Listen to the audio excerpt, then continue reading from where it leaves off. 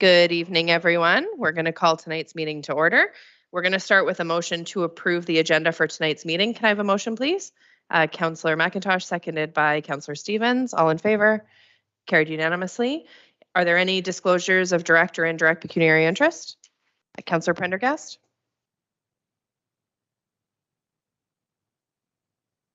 Thank you, Mayor.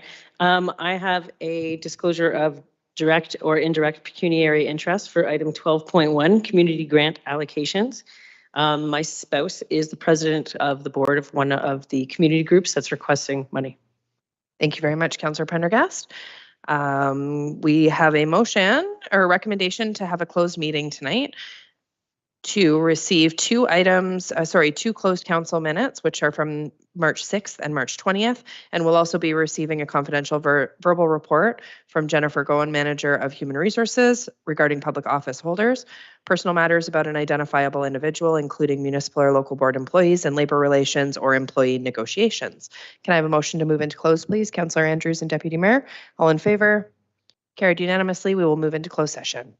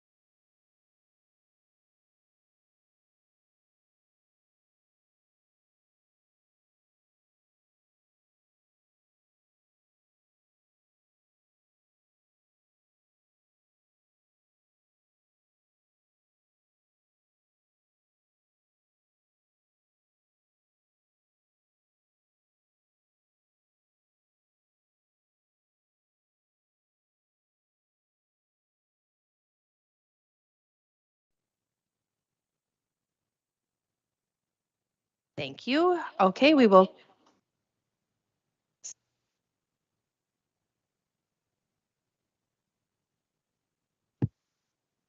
Okay, we're going to call tonight's meeting to order. We're going to begin with the singing of our national anthem. So for everyone who's able, please rise.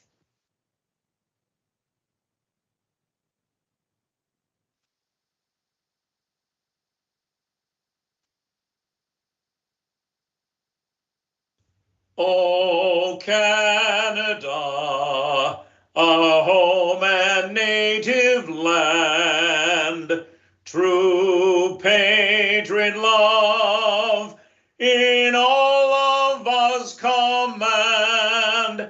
With glowing hearts we see thee rise, the true north strong and free. From far and wide, O Canada, we stand on guard for thee. God keep our land glorious and free. O Canada, we stand on guard for thee. O Canada, we stand on guard for thee.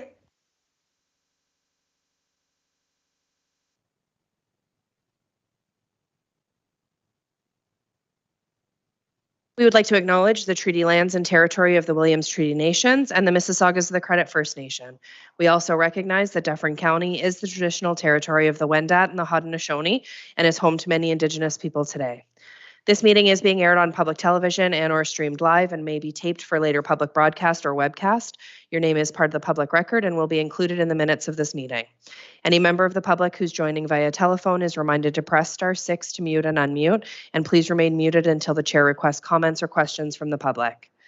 We did have a closed session earlier tonight, and the recommendation in the report is that the minutes of the 2023 March 6th and 2023 March 20th closed council minutes be approved, and that the confidential verbal report from Jennifer Gone, Manager of Human Resources, regarding personal matters about an identifiable individual, including municipal or local board employees and labor relations or employee negotiations, be received, and that staff proceed as directed. Can I please have a motion? Councillor Stevens, seconded by Councillor Andrews. All in favor? And that's carried unanimously. There is a recommendation that we approve the minutes of the following meetings, which is the council meeting from March 20th. Can I have a motion for that one, please? Councillor Andrews, seconded by Councillor Sherwood. Any questions or comments? All in favor? And that's carried unanimously. We have some presentations and delegations tonight, and we're going to start tonight with Kim Delahunt, who's the President and CEO of Headwaters Healthcare Centre. She is joining us virtually today. Welcome, Kim. I will turn it over to you. Oh, I see Jennifer Hamilton too. Yes, and Chief Tom Reed is with us as well. But thank you very much, Mayor Post and Council, for having us here this evening. Just to check, I'm assuming you can all hear me, hoping? Wonderful. Yes, we can. Thank you. Wonderful. So yes, very pleased to be here tonight. I am going to go ahead and share my screen. And if someone could just confirm that you guys can see that. And I'll do a presentation view. Yes. Okay, wonderful. So I know you've all received this in advance. So I'm just going to provide some highlights and then leave lots of time at the end for conversation. So the very next slide, and I always start off all my presentations and delegations by truly acknowledging and honoring and thanking all of our staff and physicians and volunteers at Headwaters Healthcare Centre, because honestly, they show up each and every day. They are our true Headwaters heroes because they show up to serve anyone and everyone that walks through our doors. And this picture just highlights a few that were identified by their peers to receive awards in the hospital, which is very exciting. This next slide, so this is our current strategic plan. Of course, our purpose in the center is guided by us living our values each and every day, which is down the right-hand side, and our strategic directions are down the left. This is our current and final year in the strategic plan. It will end on March 31st, 2024. So we are going to embark on creating an updated strategic plan or new strategic plan over the next year. So you're going to be hearing a lot more from us and providing some very valuable input as we do update our strat plan. But for this next fiscal year, we are still guided by all of these values and our common purpose. So just again, as a highlight of what occurred at the hospital over the last year, these are stats from our last year's annual report. As you can see, the hospital was busy ramping up post-pandemic, and we were very busy with lots of volumes. There's some highlights on the slide here that I just want to touch on. Emergency department is back over 38,000 visits annually, which is very busy. I just wanted to point out that our hospital was built 25 years ago to serve and accommodate 25,000 visits a year. So we're well above that threshold. Our diagnostic imaging department was very busy. We had lots of outpatient visits and internal activity. And of course, something that you'll see hopefully next year on a slide will be some MRI activity. And I just wanted to acknowledge and thank Mayor Post for attending the announcement on December 19th, where Headwaters was announced to be receiving operating funding for an MRI machine in the near future, which is very exciting. But you can see that our hospital is very busy and all the services that we offer are included on this slide. So just to refresh everyone's memory, our catchment area at Headwaters does consist of 10 communities that we serve, in addition to some outlying areas as well. And you all know that we are a medium-sized community hospital. We are located in Central Region, which is one of the provincial regional boundaries, and we're home to 1/3 of Ontario's population in our region. And our region in its entirety is expected to grow by 16.7% over the next 10 years. This past year, we completed a new clinical priority plan for the hospital, which is a 5-year plan. It's very exciting for us, as this is really our roadmap, which is going to guide the services that we're going to plan to expand across our hospital, invest in, grow. We've also taken a hard look at all the services we currently offer, and we received input from over 1,000 individuals to help inform this plan. We have aligned it to the quadruple aim, which obviously focuses on patient experience, population health, reducing costs, and ensuring our care team well-being. In regards to some of the findings, as we embarked on receiving all of the input and engagement, you can see our strengths and our opportunities on this slide. I just wanted to touch on the points at the very bottom of the slide, just to point out that when we did do some data analysis and looked at population projections across our catchment area over the next number of years, the 2 age ranges that are expected to have the largest growth across Dufferin, and which will grow faster than the provincial average, are those aged 65 plus and those aged 20 to 29 in our area. So you will see an enhanced focus on services for seniors in the hospital, and of course supporting younger families that are growing into our region as well. In addition, 77% of day surgery patients come from patients within our catchment area, and 84% of our ED visits are from individuals from within our catchment area. This next slide is just highlighting, because I thought it'd be relevant for the town of Orangeville to see the proportions of Orangeville residents that receive services at Headwaters. So the top table there is those that received or were inpatients in the hospital in our various departments and what percentage come from Orangeville. And the lower table there are in terms of discharges or outpatient activity across the hospital and what percentage of those visits were from Orangeville residents. And then there are some other interesting stats at the bottom there. So 44% of Orangeville residents come to Headwaters for day surgery, and 82% of Orangeville residents come to Headwaters for emergency department support. The next few slides, I'm just going to provide some highlights from the past year in regards to some key accomplishments. So our focus on our people never stops. In fact, it's intensified over this past year looking into the future, and that's through us developing our people strategy. So now more than ever, we're really focused on retaining all of the great staff and physicians and volunteers we have, in addition to recruiting new ones. And all of that's been incorporated into a very encompassing people strategy. We're focused on hiring across all departments, enhancing our orientation and onboarding. We fulfilled all of our physician leadership roles, which is very exciting. We welcomed internationally trained nurses, and we continue to look at expanded partnerships with educational institutions, and we have lots of hiring fairs and job fairs. So doing anything and everything we can to really support our people. In regards to quality of care, that is something that we'll never stop focusing on either. And so we spent a lot of time updating some of our equipment across the hospital. We also completed some accreditations in our lab and pharmacy department, and we're gearing up for our on-site accreditation across the hospital this October, which is very exciting. We have become a more data-informed organization, really using and driving data to inform our decision-making. We're always enhancing our patient and family advisory partnership involvement across the hospital and across initiatives, and looking at continuous quality improvement initiatives, some of which are listed on this slide. So I'll be remiss if I didn't acknowledge our great foundation, who does really great work gearing up and providing us with donations and funds to support all of the equipment that we need to purchase across the hospital.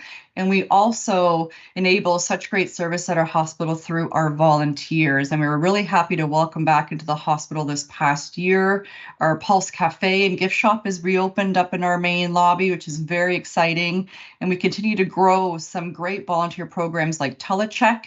Our multi-faith center has been redeveloped, and it's now reflective of our broader community. We continue to expand our spiritual care team, and of course our gardens, which I'm sure you all know, continue to expand and become even more beautiful each and every year. And we've got many great foundation events coming up in the new year, which I hope you'll consider participating in. And in regards to our facility and our campus itself, so we continue to upgrade whatever we can, whenever we can. We completed a number of facility upgrades over the past year, including roofing and paving. We continue to do interior painting and repairs. We're embarking on a new wayfinding strategy. New signage is going to be installed in the next few weeks, and we continue to have lots of things underway. And in regards to community connections, I want to recognize the contributions of so many Headwaters, past and former board chairs. And in fact, I want to acknowledge former board chair and Town of Mono Mayor Lynn Gibson, who sadly passed away recently. His contributions, along with those of Nancy Ross and Dr. Gord Willans and so many others, helped to make Headwaters what it is today. And we could not do what we do without all of our community partners and connections. I just want to touch on the one photo there at the bottom was last spring as we celebrated our 25th year anniversary at our current location on the Hill. And of course, there's a number of other highlights on this slide. So looking ahead, we're very, very excited, of course, for expanded services within our diagnostic imaging department. We're ramping up, have ramped up. We've expanded access to surgeries and volumes. Of course, we're planning for the MRI, which I'll speak to in the next slide. We're planning to expand our emergency department, move our dialysis unit and expand, and lots of great activities in the hospital. And I did just want to also point out that we are also involved and part of the new physician recruitment task force that our Ontario Health team has embarked upon, as we definitely need to ensure we have enough primary care physicians to help care for all the people across our catchment area. So in regards to the MRI, very, very exciting. I did just want to, clarify what this means for our community. So the hospital was granted and will be provided with operating funding, so the funds to pay for the staff, the technicians that will be running the MRI each and every day. And that funding is to cover initially Monday to Friday, 9 to 5 operations. Now, before we can provide MRI services on site, we do have to fundraise to purchase the MRI and work through a whole procurement process, which is on this next slide, kind of the timelines. We're involved with a number of other hospitals in a group procurement to hopefully gain the most efficiencies and economies of scale that we can when procuring a new MRI to bring it to Orangeville. And the timelines are here. So, I know our MPP asked me just today, actually, what are some timelines? What's an update on the MRI coming in and providing scans at Headwaters? So we are aiming and hoping for within the next 12 to 18 months. So I'm really hopeful and optimistically this time next year we'll be doing our first MRI scan. And if not a year from now, 18 months from now. So well on our way. We are planning, I just wanted to share that we are going to put it into a modular unit building. So to get it in as quickly as possible, we're just going to add on to a part of the hospital. So it will still be connected. There'll be a doorway, there'll be a nice waiting room, but the MRI that we purchase will go into this kind of modular movable building so that we can get it up and running as fast as we can while we complete analysis across the hospital this next year on updating our master plan and program for looking at where all of the departments and services should be given the growth that is coming to Headwaters. And lastly, before I open up to any questions, I hope you all know and please reach out anytime if you have any questions, concerns, comments. We're here to serve our communities, so please give us feedback, and we're always looking for volunteers, so we'll happily take anyone that's interested in volunteering as well. And let me just try to stop sharing. And I'd be more than pleased to take any questions from council. Thank you very much, Kim. That was a wonderful presentation. Can I turn it over to members of council for questions? Councillor Andrews? Well, thank you very much, Your Worship, and Ms. Delahunt. So nice to see you, even virtually, and thank you for the detailed report on some of the progress at Headwaters.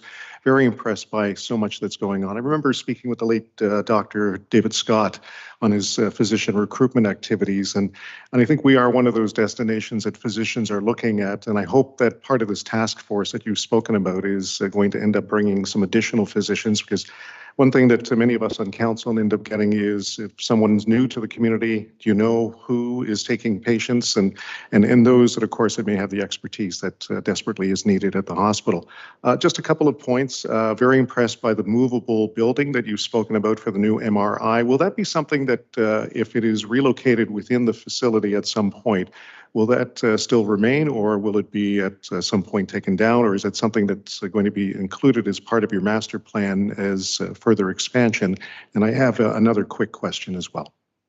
Sure. Thank you, Councillor Andrews, for the great question and comments. So at this point, we do plan on keeping it. So we will purchase the movable building. So we're calling it more a modular building. So yes, when the MRI finds its permanent location, should it change in the hospital, we will keep the modular unit. So we'll be part of our expansion and we'll easily move another program or service into that space. Thank you. And my second question is kind of a low-hanging fruit question, but it's one regarding the parking lot. And I know it's been no doubt with a number of people who utilize the hospital. It's one that I end up getting regularly for anyone that happens to be not only a local resident, but someone that you bump into and they say, they couldn't find a spot there. Is there potential further expansion of that parking lot? Yes, so thank you. Another great question. And I should have added that, although it's kind of hot off the press. So we are now planning and looking into expanding our parking lot. So refacing as well. The parking lot does need to be refaced, but the grassy field beside the 140, 150 medical buildings, the hospital owns all of that land. So we are now starting to explore creating that grassy area into a paid parking lot as well. That's great news. And one last comment, Madam Mayor, is I had an incredible time being one of the guest coaches for Hockey Night in Dufferin. We did end up winning. So I look forward to the opportunity to possibly be another guest coach once again. I look forward to the event as well. Hockey is near and dear to my heart. Was there any additional questions from members of council? Seeing none. Oh, Councillor Prendergast, go ahead. Thank you, Mayor Post. I had a question, Mrs. Delahunt, about the numbers of Orangeville residents using the hospital facilities. I was wondering, the mental health numbers at 40%, are pediatric numbers duplicated there, or would pediatric mental health cases be in the pediatric numbers? That's a great question, Councillor Prendergast, and I cannot confirm at this point, so I'll have to get back to you on that. I'm not sure if the peds are included in that. Okay, thank you. I had one more question, if that's okay, Madam Mayor. The Greater Golden Horseshoe growth plan says that our area, so your catchment area, is going to grow by 256,000 people by 2051. If the Mhm. emergency department's already over last year by 10,000, is there any additional funding or support from the provincial government to support our hospital? Great question. So yes, we will be lobbying very hard and I think we're going to have to look at an interim solution to, expand our emergency department into something, whether inside the hospital or outside. So something that we're going to embark on this next fiscal year that's really important and really big for the hospital. So it's our master program and plan. So we're going to have to bring in an external vendor. They're experts in this area that do this for hospitals. And they're going to look at all of our current volumes and then the current square footage for all of the services across the hospital. And then they're going to really relay the current volumes and expected volumes to current guidelines around square footage and what amount of space is needed to provide that volume of services.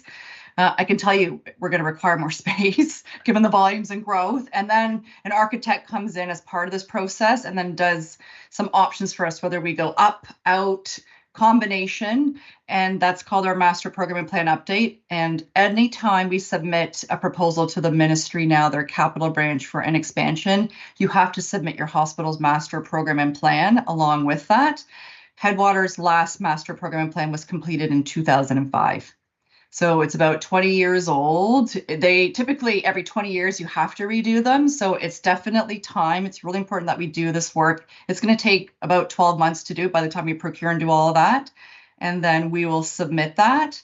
And then the process then to receive approvals and to get a shovel in the ground, we're talking years out. So in the interim, to your question's a very good one. We're going to have to look at some interim solutions for expanding space at the hospital. So the modular format for the MRI is an excellent one. We're going to have to look at some other potential options for some of the other departments that are certainly feeling the pinch. Was there any additional questions from members of council? Seeing none. Ms. Delahunt, Ms. Hamilton, Chief Reid, thank you for being here tonight. I'm pleased to be part of the physician and retention task force. And I know our council is ready to be good community partners with you. So let us know how we can support you going forward. Thank you very much for having us this evening. Thank you all. Take care. Thank you. Thank you. Item 11.2, we have Ms. Ann Haynes here, Regional Manager of Zone 1 Municipal Property Assessment Corporation. Ms. Haynes, I will turn it over to you. Welcome. Thanks for having me. I will share my screen as well. Just let me know when you can see that. Yep, we can see that. And is it the big one or Nope, is it? not Okay, yet. so I got to switch. Okay, hold on. There we go. That's perfect. Thank you. Okay, great. No problem. Again, your worship, members of council, good evening and thanks for having me. My name is Ann Haynes and I'm in regional manager with the Municipal Property Assessment Corporation in our municipal and stakeholder relations team. My zone starts in Dufferin County and it goes all the way to Windsor. And I've been in property assessment for just over 32 years. My team and I look forward to working with you throughout 2023 and beyond, whether you're newly elected official or seasoned elected official, please know we're here to help. And you have a whole team of municipal and stakeholder relations staff who can answer questions and work with you. So to start, our municipal relationships are certainly a priority at MPAC. To our team and our corporation, we want to continue to elevate the municipal and property owner experience. And then at MPAC, our job as Ontario property experts is to value and classify over 5.5 million properties across Ontario. And this has a combined value of more than 3 trillion. In 2022, Ontario has grown by approximately 45,000 new homes. And in 2022, we added more than 37 billion to Ontario's assessment rolls. Every municipality uses our assessments to make informed decisions about their community, including the distribution of property tax. And Ontario's property tax system and these assessments generate as $30 billion annually. in revenue. So locally, just bringing it to the local Orangeville, we have over 10,455 properties. And last year in 2022, we captured just over 60.8 million in new assessment growth.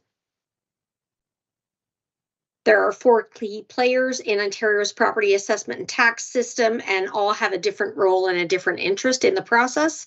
We'll start with the province, specifically Ministry of Finance, who are responsible for establishing the assessment and taxation legislation as well as policy, and they also determine the education property tax rate.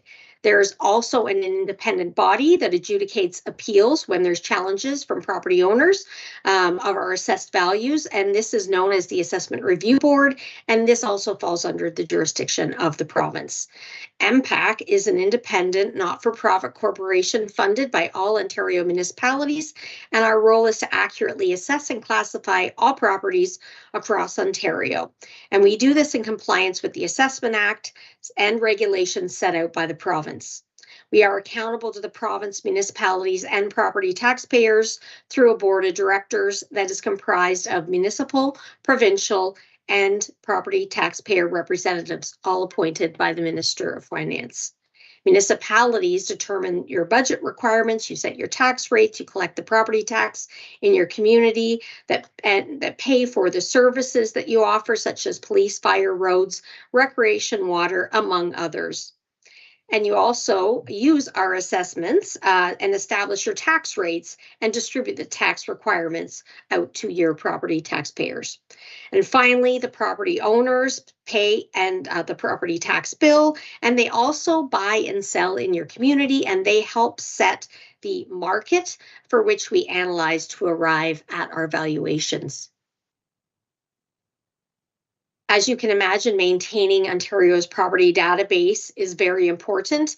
Our data is continuously changing and needing to be updated so that municipal records are accurate when our municipalities are making important tax decisions. And maintaining Ontario's property database includes inspecting and assessing new construction, additions and renovations promptly, responding to property owner inquiries or municipal inquiries, specifically with property owners to help them understand how we arrived at their assessment, and supporting municipalities. We offer a portal or a view to our database, which is provided under Municipal Connect, and this portal gives them a view to all of the changes that we're making within our database. We also work collectively with municipalities on projects that are important to you, like digital permitting. We also have important statutory deadlines that we have to adhere to, handling requests for reconsiderations or appeals. Again, these are challenges by property owners in the communities, processing vacancies and tax applications, and severances and consolidations. Ontario's property tax system is based on everyone paying their portion of what it costs to deliver community services. And to do this, all properties in Ontario are valued as of a common valuation date. This principle is called current value assessment. And this is the price a property might reasonably be expected to sell for if sold by a willing seller to a willing buyer after appropriate time and exposure on the open market. The reassessment that was scheduled to occur in 2020 was postponed by the province to provide stability and certainty to Ontarians and enable municipalities to focus on responding to the challenges of the COVID-19 pandemic. As a result, property assessments continue to be based on a legislated valuation date of January 1st, 2016. This should not have a negative financial impact on municipalities as MPAC continues to maintain and update assessment rolls annually to reflect changes such as new construction and improvements to properties. And for new buildings or structures, MPAC has to determine a value as of January 1st, 2016 to ensure equity when comparing to existing properties in their community. As noted earlier, this is a fixed date to which all properties are valued. And although the assessment update remains paused, our work continues to keep property data up to date, and property owners will still receive property assessment notices when there's been a change reflected to their property. In November, MPAC sent out over 800,000 property assessment notices to reflect changes, and locally to Orangeville, we sent out just over 1,288 property assessment notices. And once the province announces the next assessment update and when it will take place and what the valuation date will be, we will certainly let you know, and then we can work to have more meaningful conversations as we finalize our assessed values in your community. After we assess a property or make a change to the assessment on a property, we mail that notice, as I mentioned, to property owners. And sometimes owners do not agree with our assessed value. A property owner might connect with you to let you know that they disagree with our assessment, but it's important to remember that the property assessment are not taxation. So if you do get an inquiry from a property owner asking about, what they can do, we would ask you to ask them a few questions. So number one, ask them, could they have sold their property as of January 1st, 2016 for their assessment? Number two, you can ask them if they visited About My Property, which is on our website, to review the information that MPAC has on file with regard to their assessment to ensure it is correct. Thirdly, ask if they've used About My Property to conduct a comparable search of similar properties, their assessments, and sales in their community. And if a property owner still disagrees with their assessment, they do have the option to file a request for reconsideration with MPAC, and this is free of charge. And after that effort, if they're still not satisfied with the outcome of the request for review with MPAC, they have the option to file to the Assessment Review Board an assessment appeal. And the fastest way to start filing is online through our website at mpac.ca. So let's spend a moment to address the relationship between property tax and assessment. Assessments distribute tax. They do not determine taxes paid. The most important factor is in a province-wide assessment update is not how much your assessment has increased or changed, but rather how that assessed value has changed relative to the average change in the class in your municipality. This concept was explained in a recent MPAC toolkit that was shared out with all municipalities.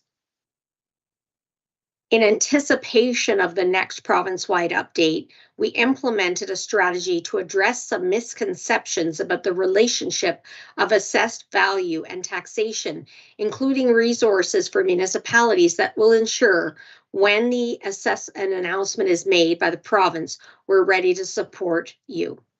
This digital toolkit is available on mpac.ca, and it can help municipalities, including elected officials, mitigate misinformation and provide support and resources to educate and inform property owners. In the digital toolkit, you will find a video entitled How Your Property Taxes Are Calculated Based on the Assessed Value of Your Home. I won't play the video for you now, but I would certainly encourage you, just because it's 3 minutes long and I want to keep in my delegation time frame. But please, if you haven't watched this video, please check it out. And it is on our YouTube channel. And as mentioned, some municipalities actually do have it posted on their website. Here's a quick look at your local assessment base in Orangeville. So you can see here, we've got just over 4.6 billion in total assessment for your assessment base, 10,455 properties. 78%, just over 78% is represented by your residential portfolio or your residential property classification. And then the next biggest area is commercial. So we've got just almost 11% in the commercial assessment class or properties.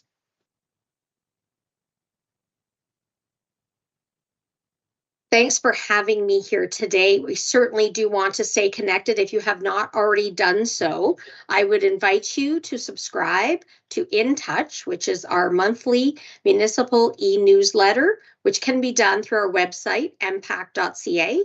And we also have a library of digital resources available.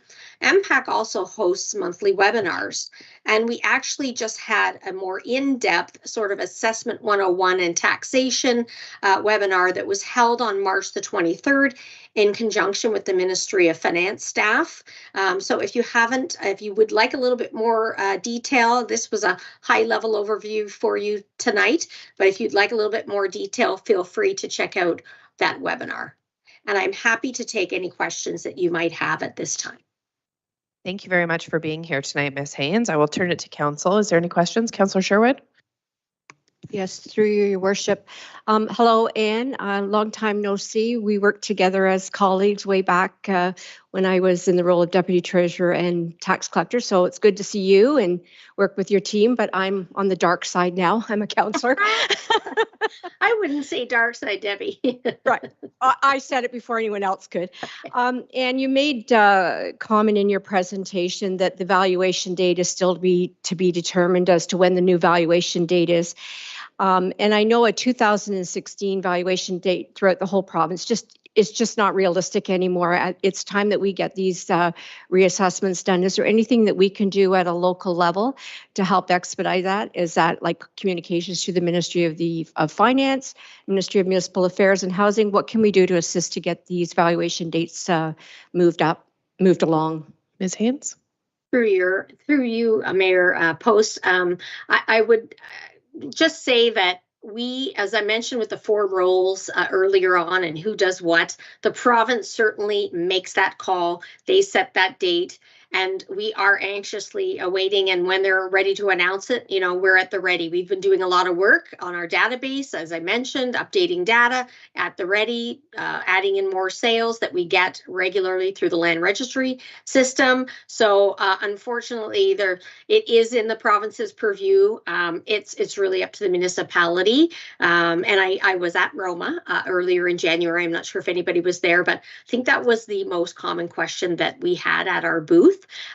So again, at this point, we're just standing and waiting, similar to you. So once they give us the green light, we'll be ready to go. Councillor Sherwood, do you have any follow-up or is that good? Councillor Andrews? Thank you very much, Your Worship. Ms. Haynes, thank you for your presentation. This question is actually for our acting CAO. She may be able to provide us either some direction on this. So quick question, and I'm glad that Ms. Haynes actually identified that the video was able to be used by municipalities. If I'm correct, I don't believe we have that on our site. So is that something with some of the changes that may be forthcoming with the town's website? Is this something that we might be able to utilize?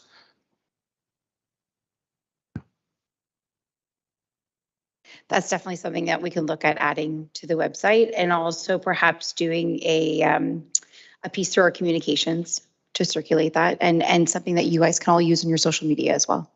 Great, thank you. Thank you. Was there any additional questions for members of council? No, seeing none. Ms. Haynes, thank you very much for being here tonight, and we'll be anxiously awaiting reassessment with you. Thanks so much. Good night. Thank you. Have a good night.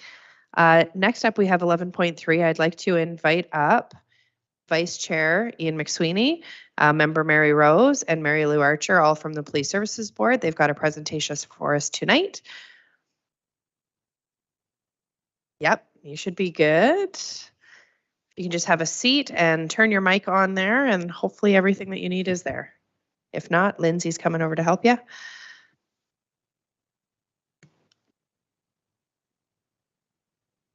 Yeah.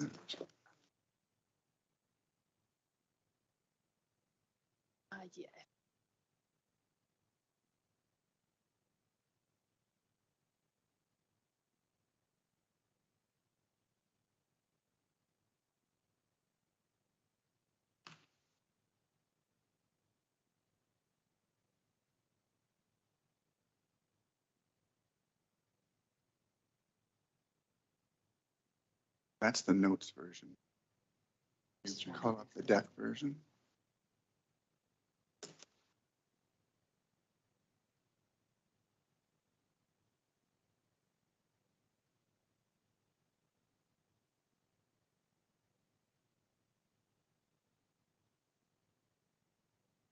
I have to do, the better.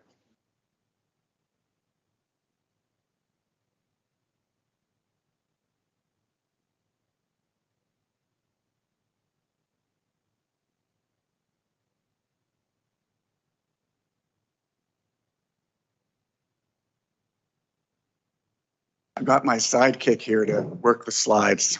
Perfect. Looks like it's all ready to go. Over to you. All right, so thank you very much. My name is Ian McSweeney. I'm Vice Chair of the Orangeville Police Services Board. Thanks very much for having us here today. So the purpose of this presentation, and I know it's been a bit of a long time coming, is to provide council with an overview of the board's new governance governance reform project.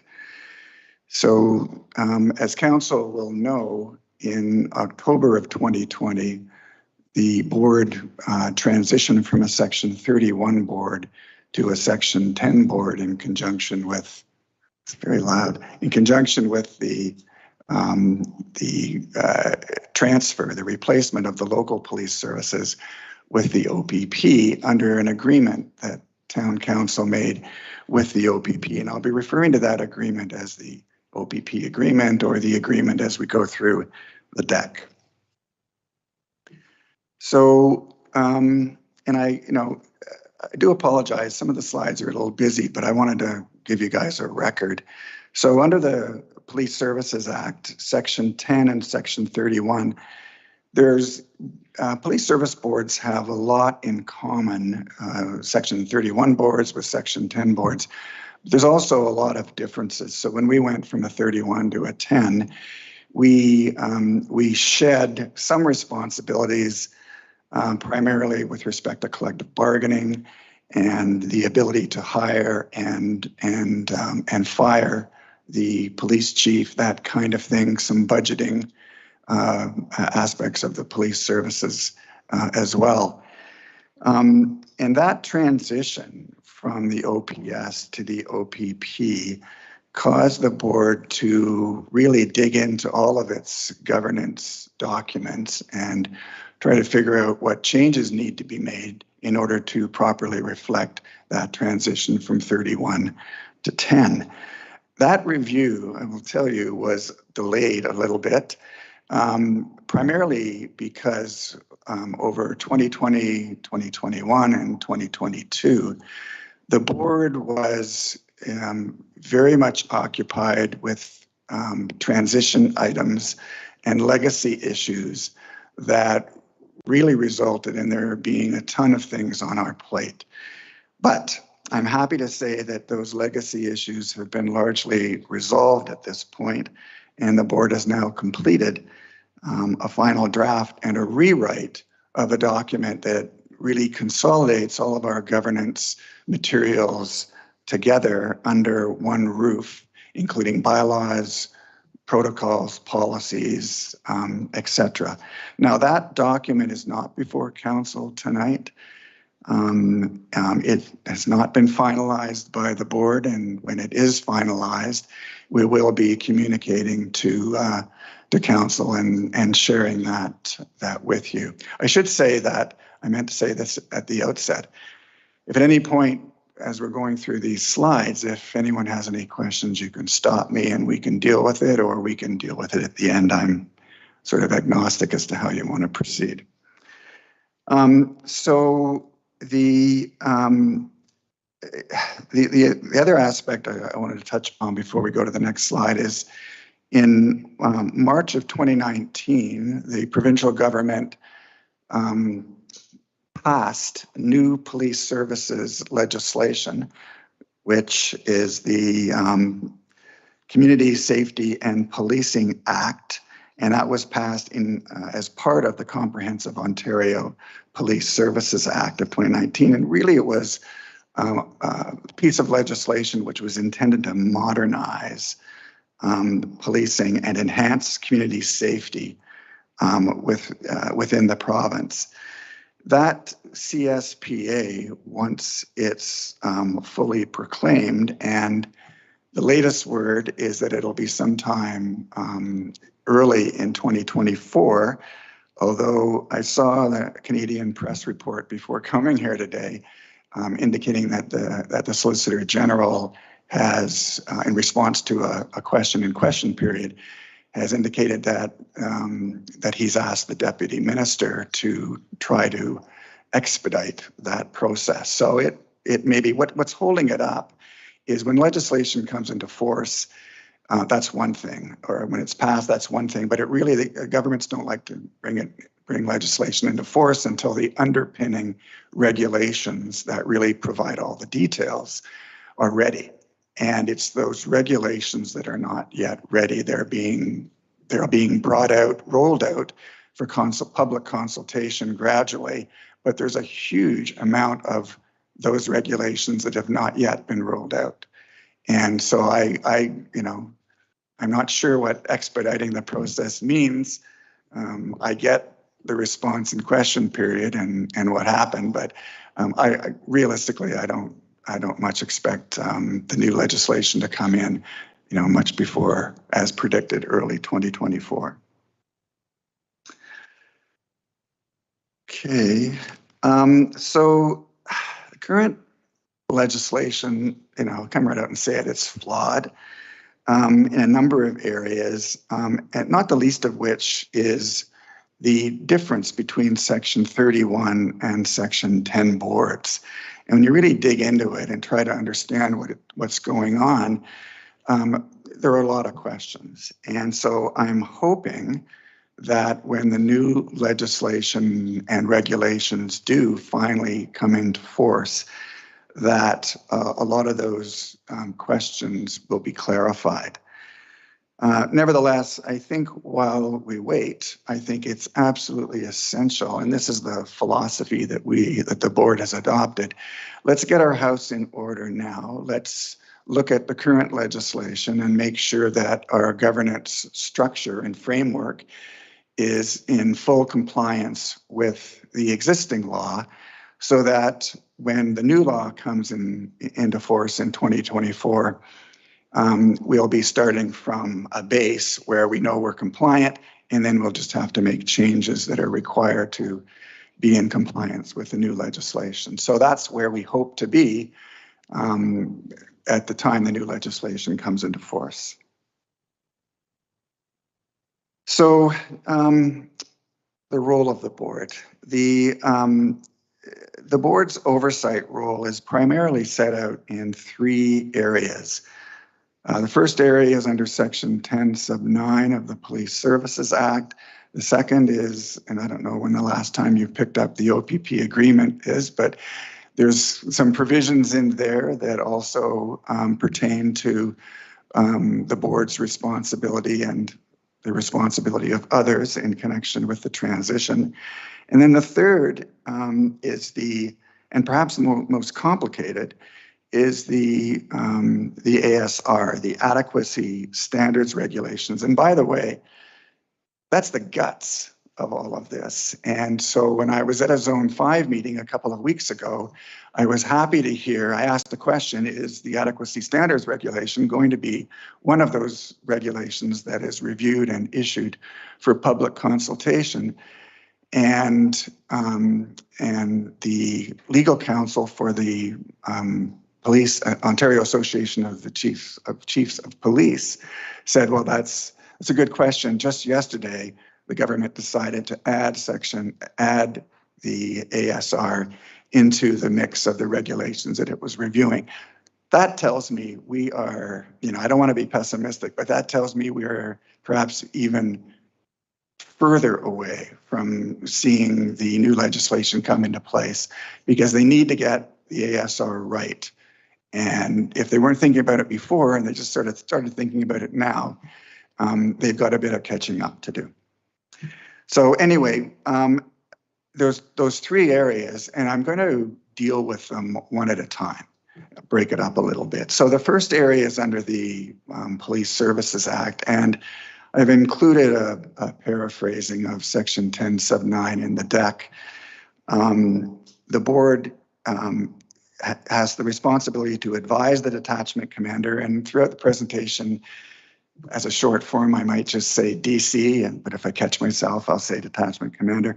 So the board advises the detachment commander with respect to the provision of police services, and that advice takes place in connection with a number of areas. The board participates in the selection of the detachment commander and monitors the detachment commander's performance. So kind of like what we did as a Section 31 board, but not to the same degree. And then we generally determine our objectives and our policy initiatives in consultation with the detachment commander. But it's primarily with respect to local policies, not the OPP provincial policies, which are sort of the operational policies that are the responsibility of the OPP. And I'll tell you, one of the problems with the legislation is you go in and try to figure out which of those you're dealing with when the legislation is talking about areas where the board has to develop policies. It's not always entirely clear. Terry Ward is very vigilant, though, in guarding his operational jurisdiction. So we've had some interesting discussions on that. So I think it's also worth noting that apart from what the statute says with respect to the board and the board consulting the detachment commander, the board, as a matter of policy, is very focused on, when it develops its objectives and procedural priorities, very focused on consulting with council and the need to make sure that there's a collaborative effort going on. So we haven't lost sight of that. And I think that theme is a theme that runs right through this. The board looks at the statute, doesn't have to be told by the statute necessarily that it has to consult with town council for consulting with town council to be a good idea and to be part of what the board protocols will roll out. Sorry, I'm losing my voice.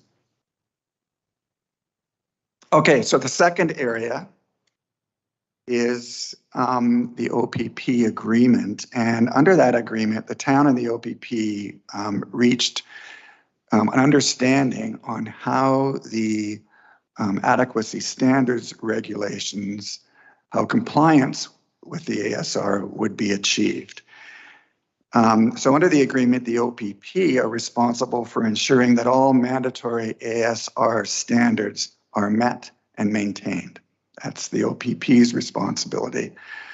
The detachment commander has to provide the board with reasonable documentation as agreed between the board and the detachment commander to allow the board to evaluate police services. Sort of makes sense. We can only evaluate the information we have and satisfy itself that adequate and effective standards and policies are in place.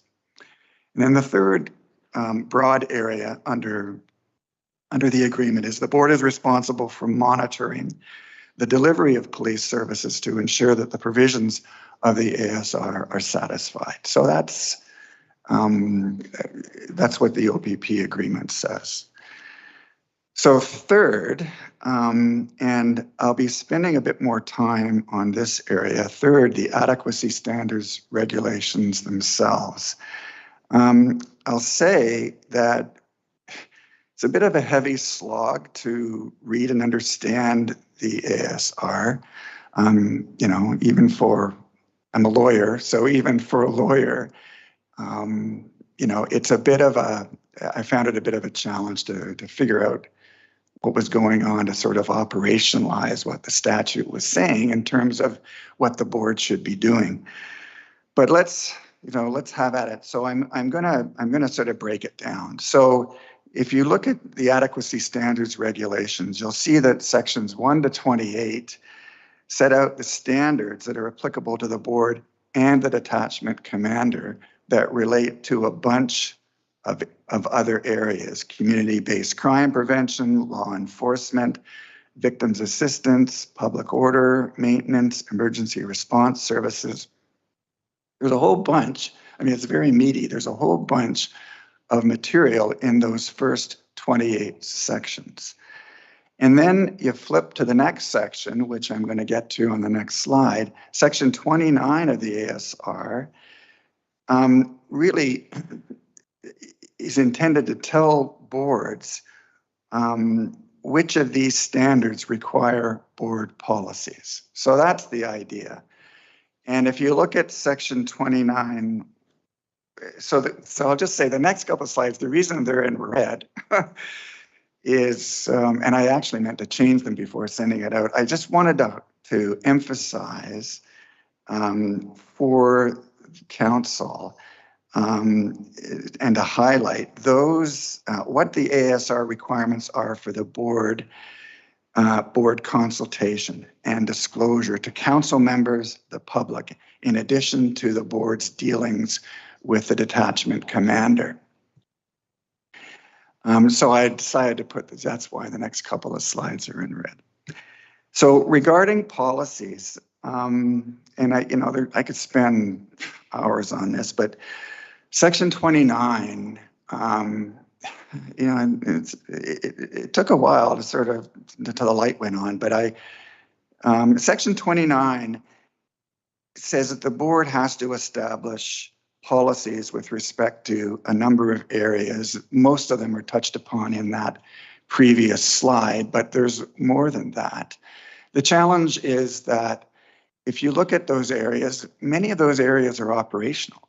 So when you see our governance document at the end of the day, and I don't want to get into that in too much detail, but you'll see that it's sort of the odd solution that we came up with is that the board has a policy requiring the detachment commander to have a policy to do these things. It sounds odd that that's the requirement, but that's the way section 29 reads. And I've been to the ministry on it. Doesn't want to take a position, but I've shopped that idea around, and nobody has said, "Oh, you're wrong because of this or because of that." So, out of an abundance of caution, that's how we've proceeded to comply with the ASR, and I think it works. And I think we've even convinced Terry Ward that it works, because he immediately thought that, oh, we're into the operational part of his jurisdiction, but I think we've gone beyond that, but we're going to have at it again. So, that's section 29. Then section 30 requires the board to develop a business plan every 3 years, addressing the matters set out in section 30 sub 2. Now, I haven't put section 30 sub 2 up. I've got it on my laptop. If you want to go through it at any point, you can go through it at your leisure, but it contains a number of elements that the business plan is required to contain. Section 31 requires the detachment commander to prepare an annual report. And that annual report relates to the activities of the police service during the previous fiscal year, and includes things like the OPP performance objectives, indicators and results, public complaints, and the actual cost of police services. So once again, I apologize for how busy some of these slides are, but I often think that it's better to have a written record as a takeaway, and you can make your notes, and you've at least got that for future reference. Okay, so continuing to trudge through the ASR, section 32 of the ASR requires the board to enter into, and this is important for council, enter into an information sharing protocol with town council that addresses the sharing of information with the town and the type and frequency of that information to be shared. And that includes the board's business plan, disclosure, and consultation. And just to break that open a little bit, this information disclosure protocol requires that we set the dates by which the business plan is going to be provided to the town, the responsibility. So we identify who it is that's responsible to provide that information, to make that business plan public, and the dates by which the business plan will be made public. So it's like a schedule.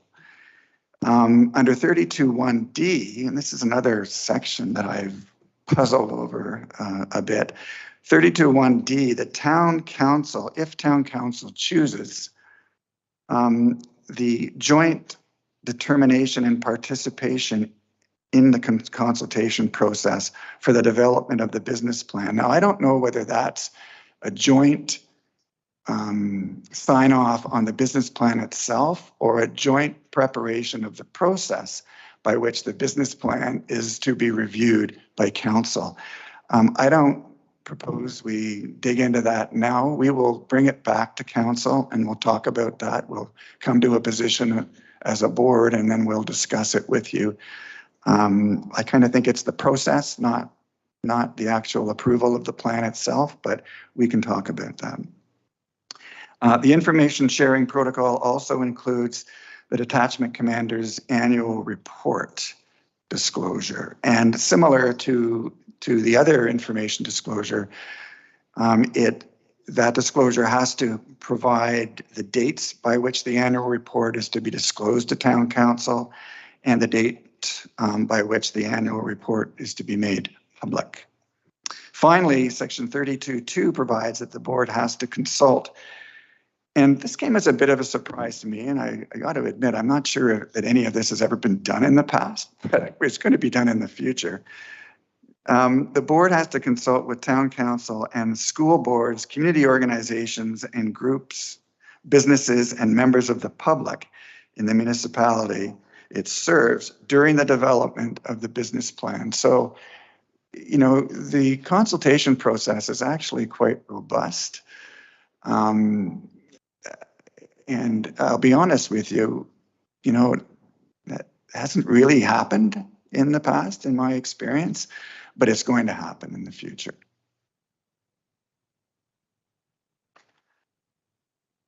Section 33, sort of just going through the ASR line by line. Section 33 of the ASR requires the police services skills development and learning plan. Now, this is something that the board will receive from the detachment commander, but we're not really involved in it. We don't have to develop a board policy on it, so we haven't. This is where I thought you might need some comic relief. One of my favorite Ziggies. So section 34 of the ASR requires the detachment commander to establish procedures for the investigation of complaints and to report annually to the board as part of the detachment commander's annual report under section 31 and section 10.9 about those complaints. So the complaints under the Police Services Act are, you know, it's an understatement, they're complicated. The public and other complaints are governed under Part 2 of the PSA, and they're handled by the OCPC, which is the Ontario Civilian Police Commission. And Part 5 of the PSA, which is the public and internal complaints and disciplinary proceedings, are handled primarily by the Office of the Independent Police Review Director, or OIPRD.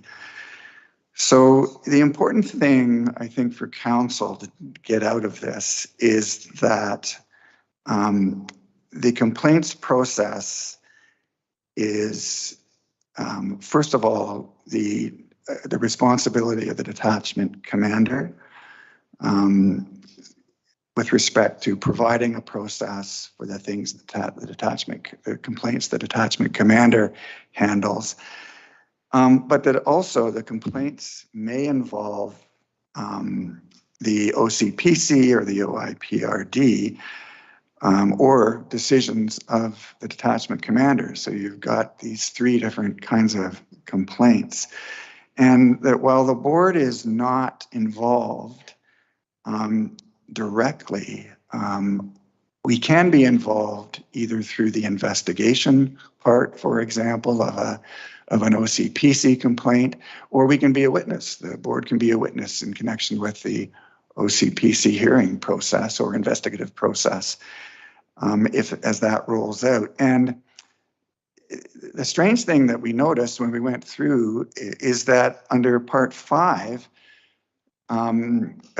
where a complainant makes a complaint to the detachment commander, that complainant can actually, in certain instances under Section 64, can direct that decision of the detachment commander be reviewed by the Police Services Board.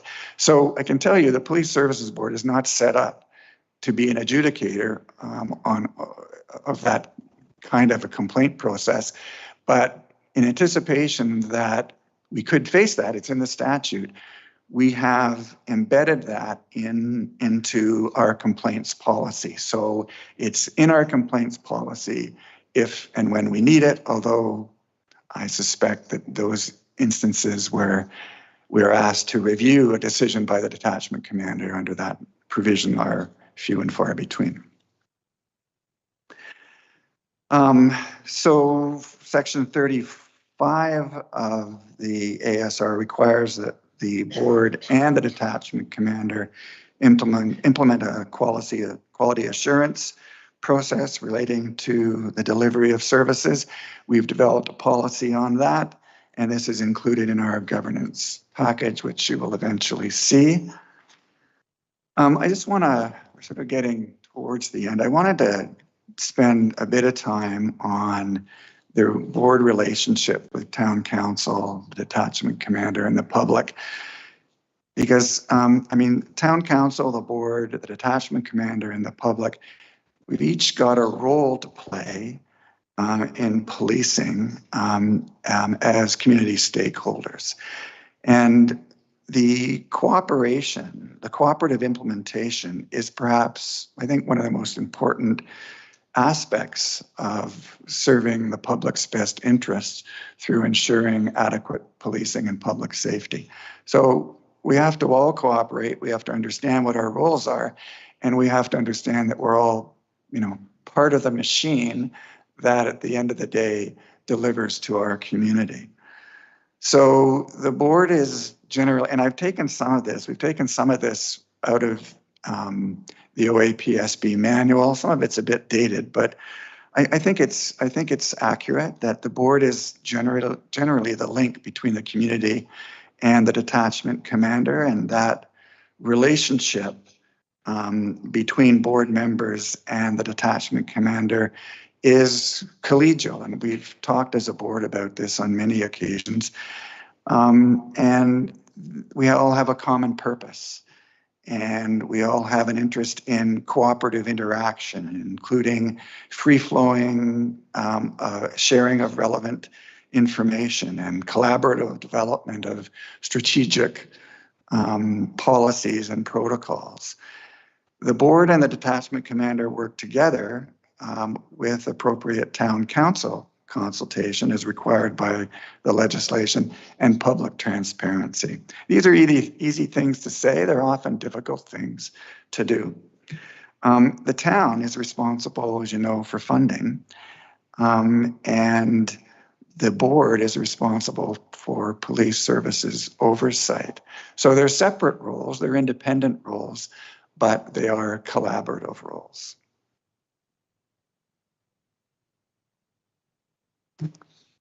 Okay. The Ontario Association of Police Services Boards, I won't spend too much time on this slide. It's the OAPSB. There are, I meant to look this up before coming, but there are, I'll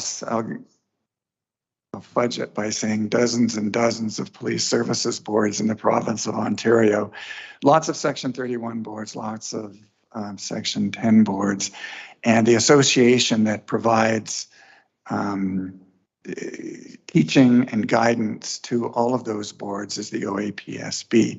It's headed, its executive director, relatively new, is a former OPP, officer by the name of Lisa Darling. Many of you will be familiar with Lisa. Terrific. We have a fabulous working relationship as a board with Lisa, and we've had her in to speak to the board just a couple of months ago, and I'm sure that will be something we do periodically. I know that Lisa's focused on the challenge of revamping the OAPSB policies, protocols, procedures, and also in anticipation of the new legislation when it comes into force. It is a daunting task. Police services boards will be looking to the OAPSB for training. You know, the new legislation comes in, give us training. My personal view is that boards should be more responsible for training themselves, given the right tools to do that. But we'll see how that unfolds. I think the idea is that there will be packaged training modules rolled out by the OAPSB once the new legislation comes in. Solgens, I think everybody is aware that Solgens is the responsible ministry for public security and law enforcement. Every police services board is assigned an advisory person from Solgens. Ours, that we share with a number of other police services boards, is Dwayne Sprague, whom we work with frequently to troubleshoot issues, provide input to the ministry, and also provide basic orientation training. I just wanted to say a couple of things, and I know council will have dealt with the community safety and well-being plan under the new legislation, but one of the parts of the new legislation that is in force is the requirement for communities to develop this community safety and well-being plan. I think planning for this started in 2019 as a joint effort between Solgens and the Ontario Association of Chiefs of Police, and was implemented through an advisory committee that comprised quite a broad section of community-based service organizations. And the idea, if you look at the plan, the idea was that to broaden the focus of community safety and well-being beyond the sort of the traditional crime-based view of safety, and to include social detriments of health, like a sense of belonging and opportunities to participate, education, healthcare, food, housing, income, social and cultural appreciation, all of those things which are rolled into the mix of providing these safety and well-being plans. In June of 2021, as you know, Dufferin County Council and all 8 lower tier municipalities, including Orangeville, adopted the Dufferin County plan. I assume that all council members either have looked at it at one point or have access to it. If you ever need a copy, Mary Lou can send it around, but I know that you've all got it. And just kind of in closing, I've just got a couple more slides, so we're almost to the end. The board, to properly fulfill its role as a Section 10 board, is very mindful of its responsibilities under the legislation and the ASR. We need to establish a general statement of the current objectives and priorities of the board to fulfill our oversight role. And what we've done is we've developed a consolidation, as I mentioned at the outset, of our governance principles, our bylaws, our protocols, our local policies, all under a single document, which has kind of a variety of names. Sometimes we call it the memo, sometimes we call it, Mary Rose always kids me, calling it draft 20 because that's how many drafts it's gone through. But it's really intended to be a comprehensive document that pulls everything together. And it's based on best practices. So in particular, and this is actually a separate project that the board is embarked upon for public transparency. We're very aware that our relationship with the detachment commander and the town really works best if there's more public transparency. And I'll talk a little bit more about that in a sec. So, and I'm going to be honest here. So prior to 2019, I think it's fair to say that the record keeping and governance practices of the board were less than ideal. I'm happy to say that over the past few years and through our current governance reform project, all of that has changed. We have sort of gone from, I think being one of many in the wilderness to sort of leading the pack on governance framework and structure.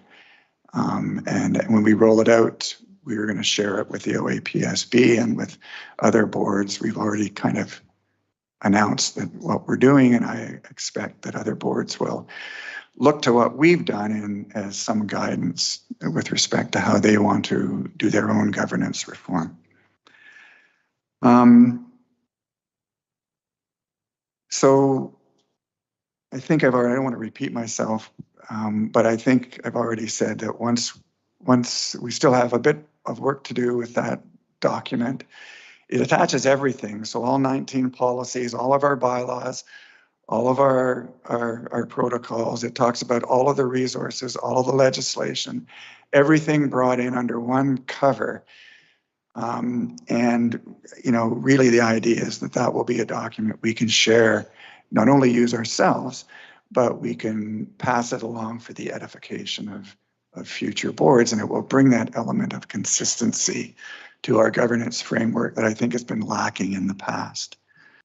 And just this transparency project, I will just say that we're also considering expanding public access to our non-confidential board information. That includes governance documents, policies, largely through our website postings. Our initial cut at looking at what other boards are doing showed that just by looking at the Zone 5 boards, they're all over the place with respect to how much information they disclose to the public. And there really is no good reason for not disclosing to the public non-confidential information. It really just, whether it's out of just neglect or whatever. Some boards disclose quite a bit. Other boards disclose next to nothing. And we're somewhere in between right now, but I think we're in the process, and our policy has been revised to make sure that we have the discretion from time to time to look at what we reveal to the public on our website and to make sure that it is transparent as possible. And it's part of building public confidence in police services oversight. Final slide. So we discovered as a board that things get done best when you develop service standards. And we have developed service standards around our meetings. And Mayor Post will, I think that's one of the things you noticed when you became a member of the board. And I know that Council Member McIntosh was part of the development of this as well. We developed service standards so that there are certain deadlines and things that need to be done leading up to a meeting of the Police Services Board, deadlines that have to be met, and there are certain things that have to happen after a meeting. And we monitor the service standards. We've got a policy, but our executive assistant puts the policy into practice every month by putting hard dates around those tasks. So it keeps us in line. It keeps us from straying.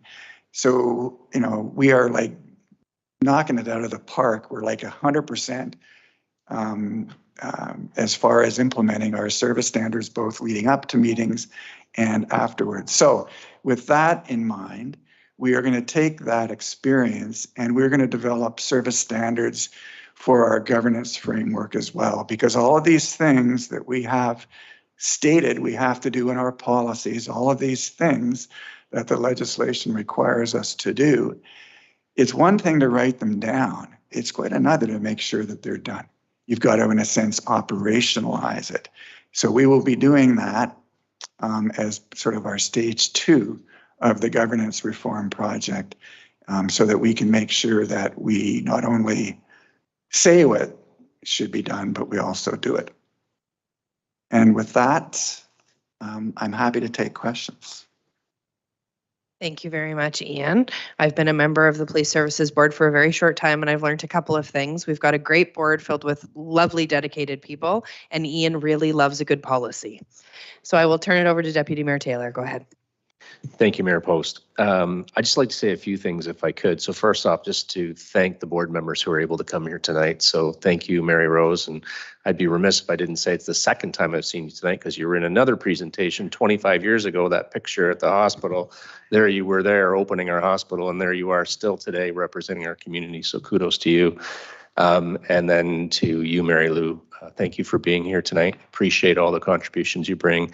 And Mr. Detail, Vice Chair McSweeney, you can tell how important this is to him. So we do have a great crew, and thank you for mentioning that. I would just like to say a couple of things. So to me, if council only got 2 things out of this meeting tonight, I want to tell you what they are. And that is, you've got a group who are into the details, and who really care about what's happening here. The second piece, and probably the most important message that you're going to receive, is 4 years we went through last term, and it was probably the most challenging thing that I've ever had to do. And I think the same thing for these board members as well. And that is, we closed a business. We closed a business, and Councillor Stevens, you kind of saw us close the business because you were working for that business, and that was an incredibly difficult thing to do. And it took the focus away from what Vice Chair McSweeney is trying to say tonight, and that's what we should be doing, is all of these other things regarding policies and interacting and whatnot. So that's where we are today, and that brings me to my second point, which is this board intends to have a close relationship with this council. So we haven't been here. This is the first time in almost 5 years that the Police Services Board has been here. And the plan is to be here more often and have more of a linkage. There's things that the Police Services Board cannot talk about, and it's frustrated many of us, myself included. And some of you are on the board and then off the board, I think you kind of see why those things can't be talked about. They're confidential and they just can't be shared.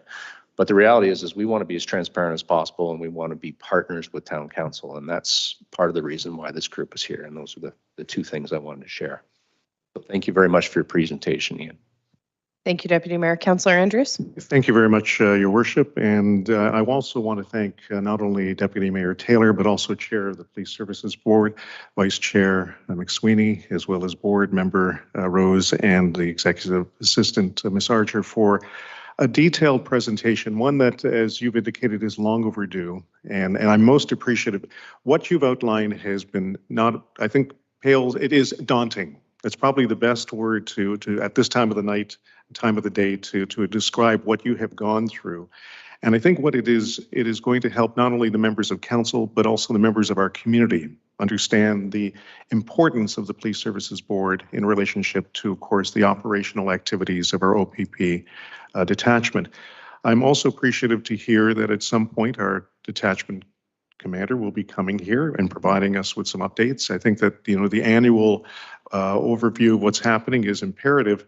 And one thing that I think was really outstanding to see most recently locally here is, of course, the local coffee chat. And as much as this may not necessarily be the summation of all the work that's going on from a governance perspective, those are the touch points that our community, in fact, relates to. It's the opportunity to speak with the detachment commander or the officers.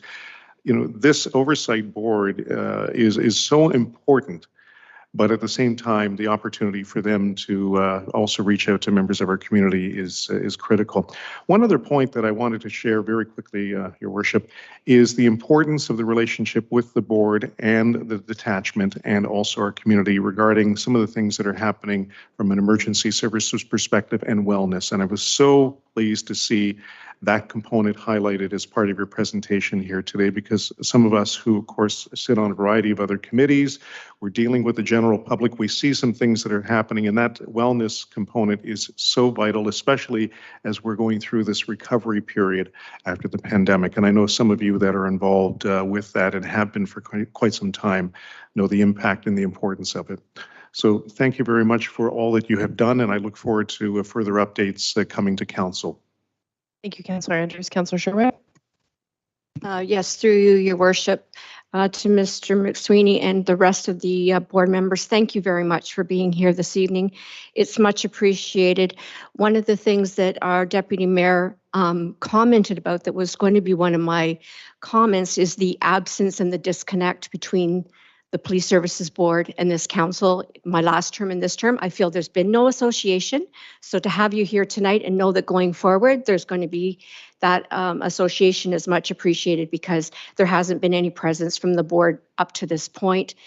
The minutes are very vague. So to have an annual reporting and have you come back is very much appreciated to show that there is a connection between us.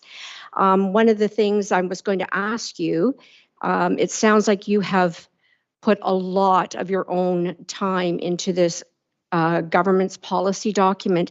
Had you ever thought about using a consultant for that? Go ahead, Ian. Do you want me to answer? I think a consultant would be unnecessary expense. I'm a governance expert by trade. I practiced law at a large Bay Street law firm for 35 years.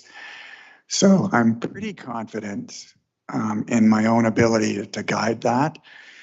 If the board felt otherwise, I certainly wouldn't stand in the way of it. But I think the town can spend its money better elsewhere. Well, thank you very much, McSweeney. I'm really appreciative of that, and I'm sure our citizens are as well.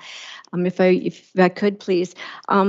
The annual report that's mentioned in your presentation from the DC, the detachment commander, is that something you could forward to council, please, when those are presented to the board? Because I would like to see that. I'm sure it's probably on your website, but again, that's a way of keeping us up and informed, because I would like to see statistics on crime. I'd like to see, is our crime up? Is our crime down?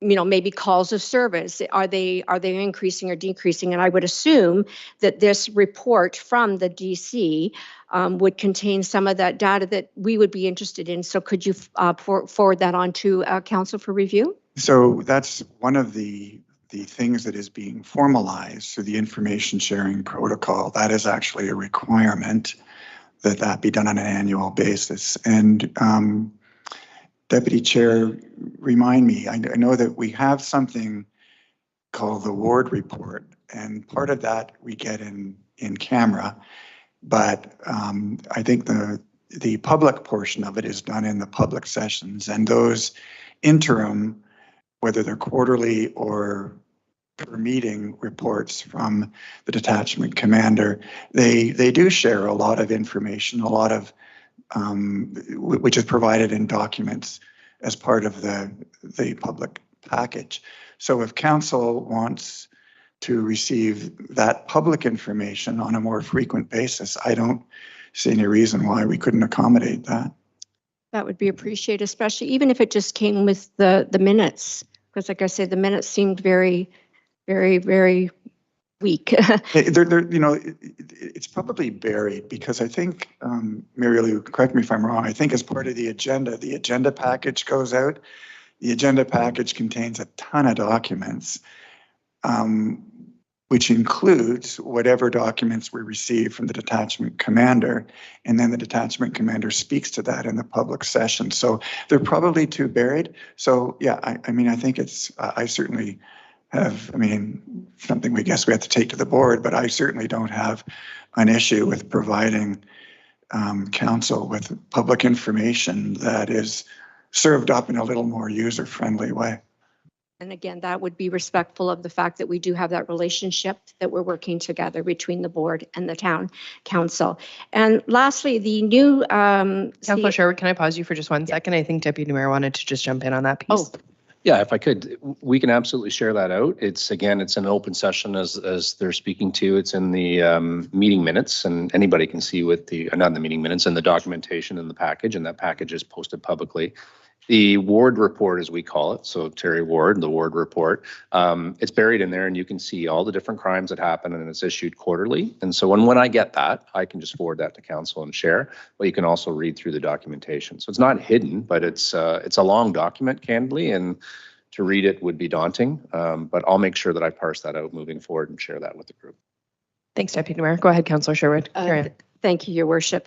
Lastly, in the new CSPA that you're suggesting was likely going to be implemented in early 2024, as you've alluded to, it's very unlikely that they're going to bring that up any quicker. But is one of the issues addressed as to whether town council will be able to appoint the provincial members rather than the province, so that we can select, go through a selection process of our community members for the provincial appointees? It certainly, I don't believe it's in the legislation, and I wouldn't expect it to be in the legislation. So the way legislation works is the guts, the framework is in the legislation, and then there's the sections towards the end of the act empower the Lieutenant Governor and Council with regulation-making authority with respect to certain named provisions of the legislation. So I don't know if there's something in that regulation making power that addresses that. I do know, and I think this council was one of the councils that did this, I do know that there have been submissions made to the ministry with respect to provincial appointments and the format of provincial appointments, and whether they should be, continue to be done by the Lieutenant Governor and Council, or whether they should be repatriated to council appointments along with a community member. I think all of that was done in connection with submissions that were made as part of the board consolidation project that was going on. And so we asked Dwayne Sprague a couple of times about the status of that. And it's unknown. I just don't know what the decision will be one way or another. But I suspect if it does happen, it will be by way of regulation as opposed to statutory provision. So it won't be based on each individual board. It would likely be a provincial-wide.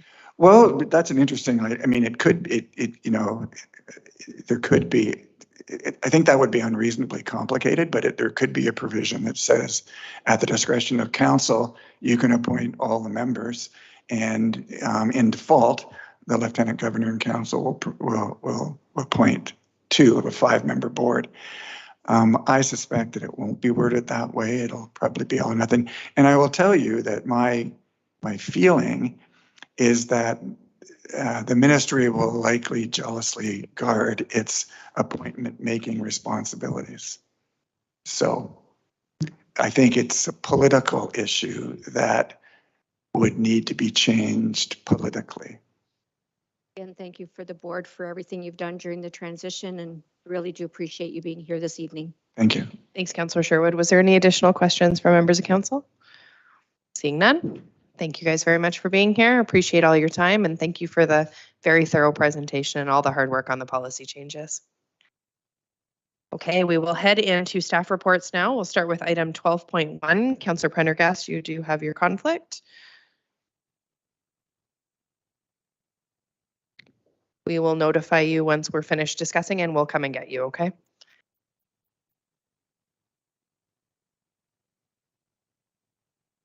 No, she wanted to exclude from all. Okay, so there is a recommendation under the community grants allocation that report CPS 2023-22 community grant allocations for 2023 be received, and that council approve distribution of the 2023 community grant budgeted funds as recommended in the report. Can I have a mover, please? Councillor Andrews, seconded by Councillor McIntosh. I will open it up to questions before we call the vote. Is there any questions? Councillor Sherwood. Yes, Your Worship. I'm pretty much in approval of most of these. I do have a little bit of a concern about a couple of them. One being the Alcyon Festival Orangeville. This is like 1/8 of our budget, and I would like to see these people here before us to give us a little bit more information. I personally don't want to approve that amount of money because it's such a big ask, along with STEM Camp. I think those two organizations to me are unknown at all. So I think we need a clear visual and be explained as to why they are requesting that type of funding. So I'm not going to support the recommendation as is. I would be probably putting another motion on the table that we support all of them except those two, and have those two groups come back and give us some more information about their events. My understanding is that they did submit a full community grant application, which perhaps our Deputy Treasurer Mandeep could speak to. I think she's on the line.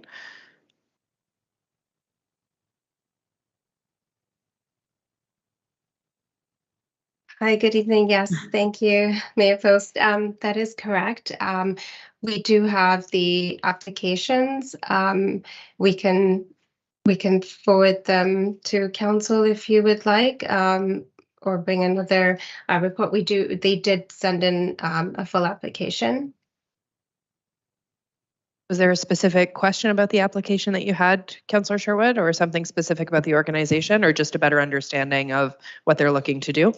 It's basically the substantial amount of funding they're asking for. And I think we need that information, as well as they should be delegating, because that is like in one case, like 1/8 of the full budget amount. So I have a little problem when I see other places like hospice asking for significantly less.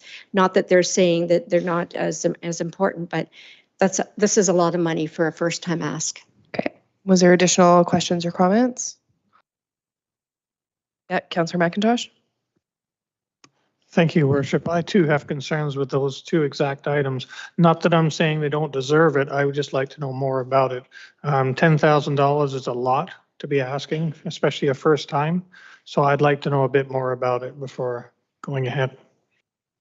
I will look at my clerk right now and see if maybe we can make a friendly amendment to the motion that we have on the floor right now, perhaps to approve the others and remove those two and request that there be additional information or request a delegation from both of those organizations.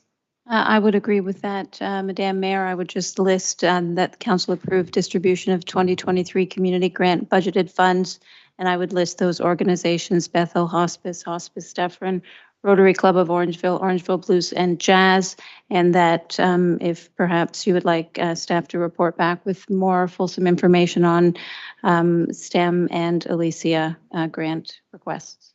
Okay, can we change the motion on the floor to read that? Yes, perfect. Was there any additional questions or comments from council? Yeah, Deputy Mayor. Thank you, Your Worship. If I may, without being specific about who's not on here, so we're using up a large portion of our budget, and yet we know there's other groups that are still going to come, and doing the math, what I know they're going to ask for is not going to equal what we have left. So the way we used to do this was it came all at once, right? You're looking at me like you're confused because it came all. Oh, I'm listening. I'm just listening. Okay. You're good. It came all at once, and then we approved everything. And now what we've done is we've said, no problem. We're gonna allow a scattered approach. Mm-hmm. And so I'm just suggesting to council that we should be careful with the money that we have, because we know there's other organizations that are coming that come every year, and they're not on here, and we're going to be shy. But I think one additional comment that's in there, that's a good point, Deputy Mayor, but two of those organizations, so the Rotary Club and the Blues and Jazz, in the report, it stated that those two should come out of the new funding for the community grants, not out of the initial bucket. So there will still be a significant portion left in that initial community grants portion. And as you recall, the reason that we changed that is it was very difficult for some of the not-for-profits to be hitting a deadline of submission just based on the time and when they need it as well. What was happening is that we were asking for it very early in the year, and if something came up later or an event that needed something in September, we'd already made the decisions and we were done. So this made it a little more flexible. So, and now that we've got that second bucket of money, it's not just the $185,000, we've got that plus. So there will still be money on the table because the idea is that both Blues and Jazz and the Rotary Club would be in the annual funding bucket. Yep. Thank you. That does give clarity. I just want to be transparent as possible. So I'm describing an organization that I belong to, and I will declare a conflict. I will not vote for it, but I didn't see it here and it concerned me, and that's why I brought it forward. Thank you. Yeah, Councillor Sherwood. You can call me whatever you like, Your Worship. Your Worship, through you to General Manager Savitt, I was wondering if on table 4, it's mentioned about the out in the cold and the amount to be determined. And I know in our council, in our budget, sorry, we approved 30,000. And can you maybe provide council with an update on that? Ms. Savage, I'll turn it over to you. Sure. Thank you. Through you, Mayor Post, to Councillor Sherwood. So staff will be bringing back a report on April 17th, specific to out of the cold funding and the agreement. So yes, council has in the past allocated $30,000 from the community grant program for out of the cold. And so we will bring back a formal request April 17th. Councillor Stevens, go ahead. It's probably to you, Your Worship. I'm going to echo Deputy Mayor's. I'm a little concerned that we might be spending more than what we have. But I'm going to look to you guys. You guys have the experience, but I'm just a little worried moving forward. Point taken.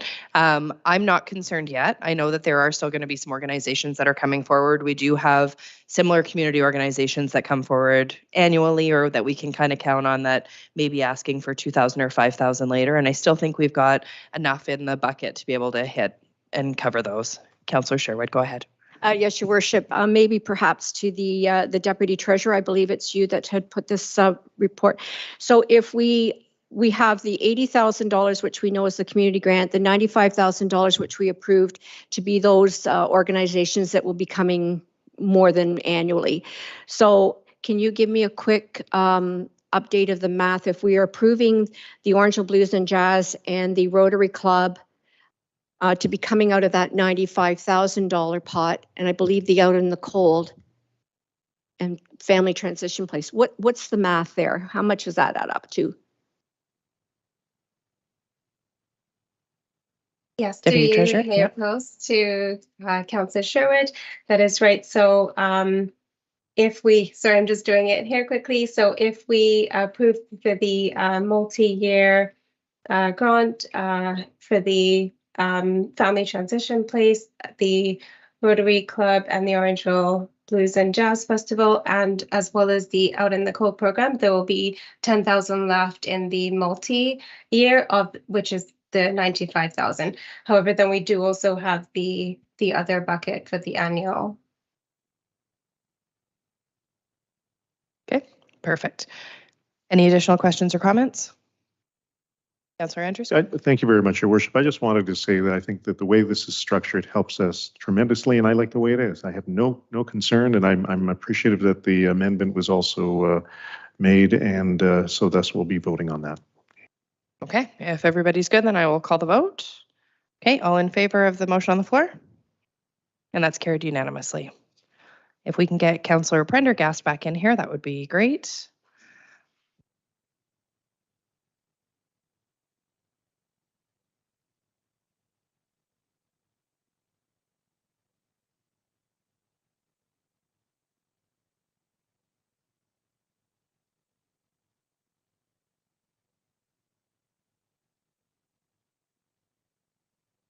Okay, we will carry on to item 12.2, which is the Parkland Reserves.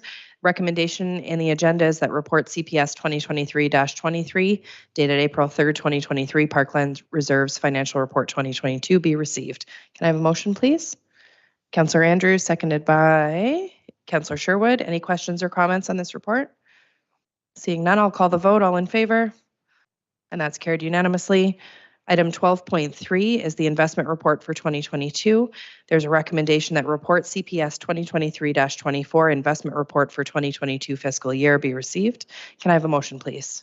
Councillor Sherwood and Deputy Mayor Taylor, any questions? Councillor Andrews. Thank you, Your Worship. I just wanted to make a very quick comment. I want to thank the Deputy Treasurer for providing some clarity on the investments themselves, which included, of course, timelines for maturity, types of bonds that are invested, and more importantly, the benefit that we've received by the investments themselves. It was a very solid report. Thank you. Is there any additional questions or comments? Seeing none, I'll call the vote. All in favor? And that's carried unanimously. We'll move into correspondence. There's a recommendation that May 2023 be proclaimed as Jewish Heritage Month and that the following correspondence be received. Item 13.1, the proclamation request for Jewish Heritage Month.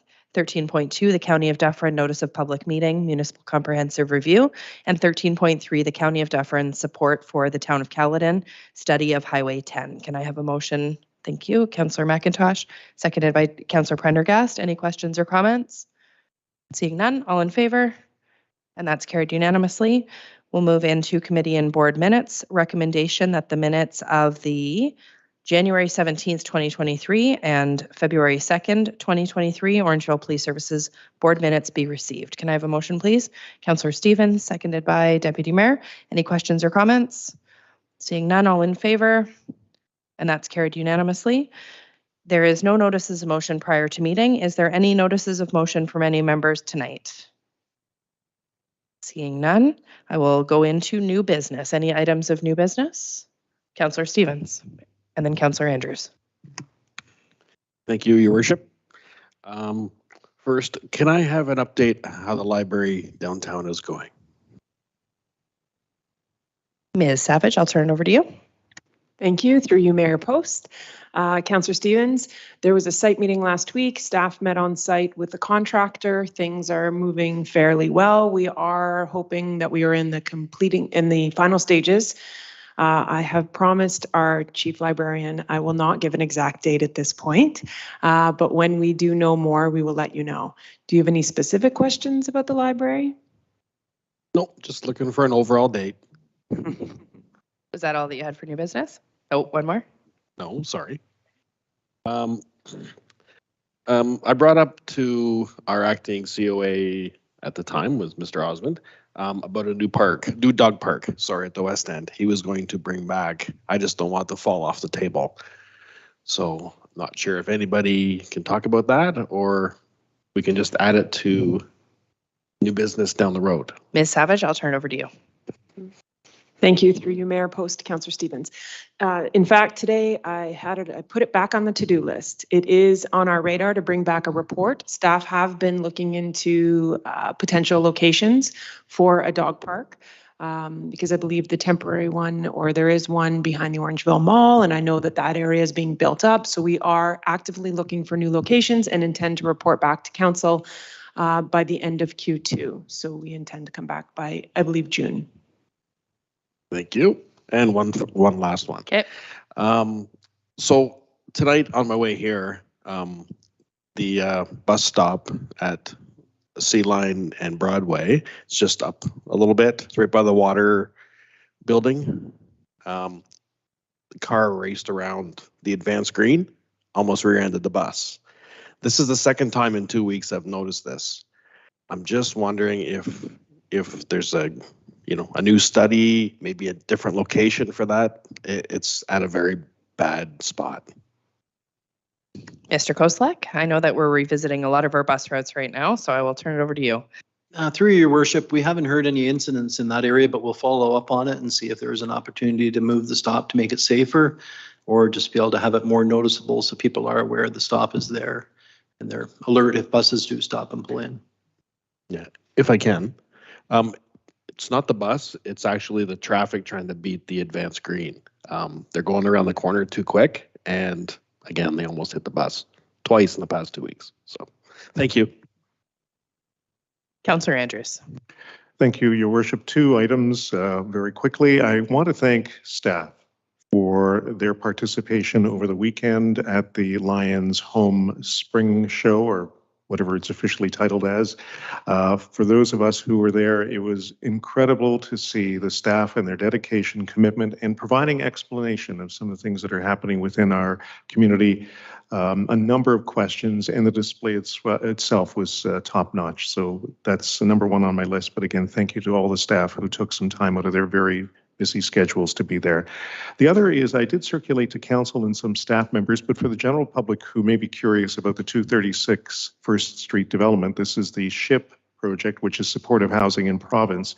There has been some updates as much as the board has met casually and virtually over the last little while. Some encouraging news. The project itself is targeted for occupancy, or at least completion, by December of 2023. There have been some delays because of supply chain. 2 other pieces about it is the design rendering. There will be some interesting new facade improvements to the site, and also the naming of that site will be consistent to other supportive locations in the province, which will be most likely taking the address as the name for that site. So more information will be forthcoming, but I felt under the timelines that we haven't had an opportunity to provide an update to the general public, and I have had a number of people in the community who've reached out wondering what's up. That is what's up with that location. So that's all I have, Your Worship. Thank you, Councillor Andrews. Was there any other? Councillor Sherwood, go ahead.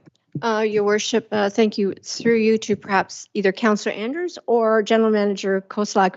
Thank you very much for that update about SHIP. I know that we're all quite anxious to get that housing there. Do you know if the sidewalk will be in place in time for that opening? Mr. Koslak? Through your worship, I'll have to double check. I know the tender's going out. We're still finishing up some from our last year's contractor, so we may be able to add that stretch in this year's contract. So I'll have to follow up on that and see. Thank you. Thank you. And one more question, Your ahead, Worship, Councillor Sherwood. through you again to Mr. Koslak. You're the one that's on our radar tonight. Can you give me an update on the status of the unveiling of all of the one side of the street parking? Have they all been unveiled yet? Mr. Koslak, go ahead. Through your worship, I think they're about 70% done installing signs. You'll see some new signs installed in some of the areas where they're putting up. We're trying to finalize a report to come back to the April 17th council meeting to give a bit of an update with a few tweaks to the parking bylaw. But they're about 70% done, and they're continuing to install them now that the weather's gotten nicer. And we'll be able to give a more accurate update when they'll be completed in the report on the 17th. Was there any other additional items of new business from any members of council? Okay, seeing none, we will move on to question period. Was there anybody on the phone for question period? No, and there's nobody in the gallery. We will move on then to bylaws. Recommendation that bylaws listed below be read 3 times and finally passed. 19.1 is the bylaw to amend bylaw 2019-21 to confirm appointments to various boards and committees.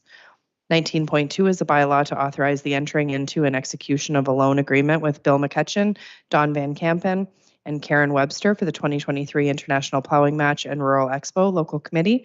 And 19.3 is a bylaw to confirm the proceedings of the Council of the Corporation of the Town of Orangeville at its regular council meeting and closed council meeting held tonight, April 3rd, 2023. Can I have a motion, please? Councillor McIntosh, seconded by Councillor Stevens. Questions or comments? All in favor? And that's carried unanimously. And a motion to adjourn, Councillor McIntosh, seconded by Deputy Mayor. All in favor? And that is carried unanimously. Have a wonderful evening, everyone.